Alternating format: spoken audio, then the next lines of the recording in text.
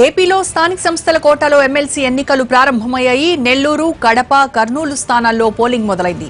నెల్లూరులో టీడీపీ తరపున వాకాటి నారాయణరెడ్డి, వైసీపీ తరపున ఆనం విజయ్ కుమార్ రెడ్డి బరిలో ఉన్నారు. కర్నూలులో టీడీపీ అభ్యర్థిగా శిల్పా చక్రపాణి రెడ్డి, వైసీపీ అభ్యర్థిగా గౌర్ వెంకటరెడ్డి పోటీలో ఉన్నారు. కడపలో టీడీపీ తరపున బీటెక్ రవి పోటీ చేస్తుండగా వైసీపీ తరపున జగన్ బాబాయ్, వైఎస్ వివేకానంద రెడ్డి బరిలో నిలిచారు. సాయంత్రం 4 గంటల వరకు ఓటింగ్ జరుగుతుంది. కౌంటింగ్ ఈ నెల 20న జరగనుంది.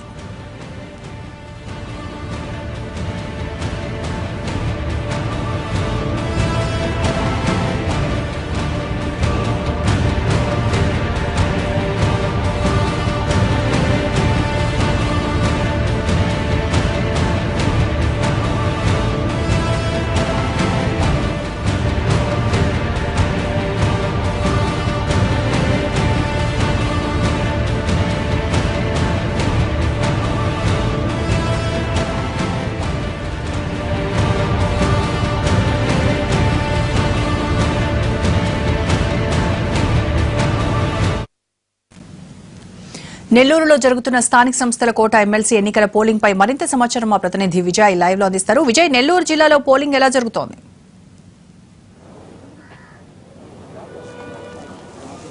థ్యాంక్ యూ రోజా. ప్రస్తుతం నెల్లూరులో జరుగుతున్నటువంటి స్థానిక సంస్థల ఎమ్మెల్సీ ఎన్నికల పోరు ప్రశాంత వాతావరణంలో ఇవాళ ఉదయం 8 గంటల నుంచి పోలింగ్ ప్రారంభమైందని చెప్పుకోవాలి.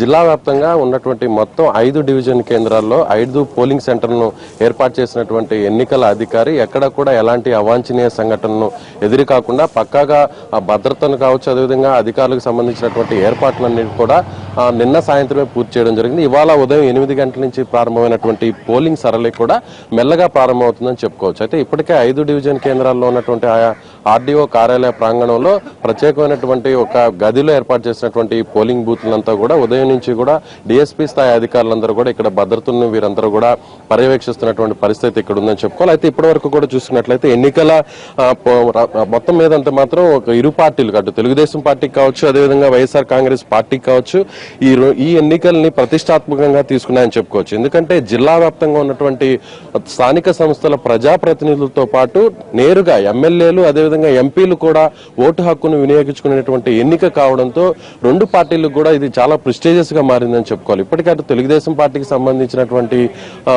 అభ్యర్థిగా ఉన్నటువంటి వాకాటి నారాయణ రెడ్డి ఆయన ఇప్పటికే సిట్టింగ్ ఎమ్మెల్సీగా కూడా ఉన్నారు.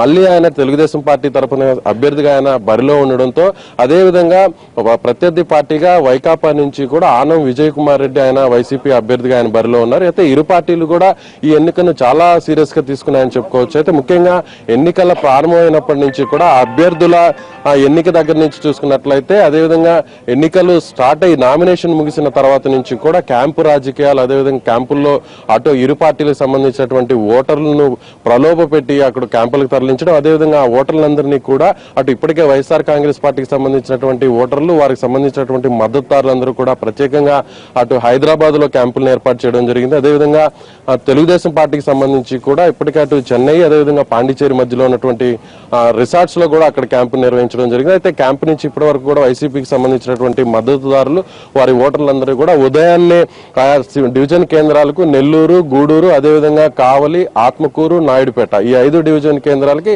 అక్కడ లోకల్ గా ఉన్నటువంటి నాయకుల్ని ఇన్ఛార్జ్ గా వాళ్ళని నియమిస్తూ అక్కడ ఉన్నటువంటి ఎన్నికల బాధ్యతను అదేవిధంగా ఓటింగ్ తమకు అనుకూలంగా మలుచుకునే విధంగా కూడా ఎక్కడ కూడా ఆ ఓటు బయట ఇతర పార్టీకి ప్రత్యర్థి పార్టీకి షిఫ్ట్ కాకుండా చూసే విధంగా కూడా అన్ని రకాల ఏర్పాట్లను కూడా ఇక్కడ నాయకులు పూర్తి చేయడం జరిగింది. ముఖ్యంగా ఇప్పటికే అటు వైఎస్ఆర్ కాంగ్రెస్ పార్టీకి సంబంధించినటువంటి కొంతమంది ఓటర్లు ఏమన్నా చేజారుతారనేటువంటి భయోందనలో ఆ పార్టీలో నెలకొంటున్నప్పటికీ కూడా ఎమ్మెల్యే స్థాయి నాయకులకి అక్కడ ఎన్నికల బాధ్యతలను అప్పజెప్పినటువంటి పరిస్థితి ఉందని చెప్పుకోవచ్చు. అయితే తెలుగుదేశం పార్టీకి సంబంధించినటువంటి క్యాంపుల్లో ఉన్నటువంటి ఓటర్లు మద్దతుదారులందరూ కూడా ఇవాళ ఉదయం చెన్నై నుంచి వారందరూ కూడా బయలుదేరడం జరిగింది. ప్రత్యేకమైనటువంటి వాహనాలు ఎక్కడికక్కడంతా కూడా ఈ 5 డివిజన్ కేంద్రాలు కూడా ఓటర్లను తరలించేటువంటి బాధ్యతలు నేరుగా ఎమ్మెల్యేలు అదేవిధంగా నియోజకవర్గ ఇన్ఛార్జీలకు ఇచ్చినటువంటి పరిస్థితి మనం ఒకసారి విజువల్స్ లో గమనించవచ్చు. మనం ప్రస్తుతం నెల్లూరు ఆర్డీఓ కార్యాలయ ప్రాంగణంలో ఉన్న ఇక్కడే నెల్లూరు డివిజన్ కి సంబంధించినటువంటి ఎన్నికల పోలింగ్ సెంటర్ ని ఇక్కడ ఏర్పాటు చేయడం జరిగింది. విజువల్స్ లో కూడా మనం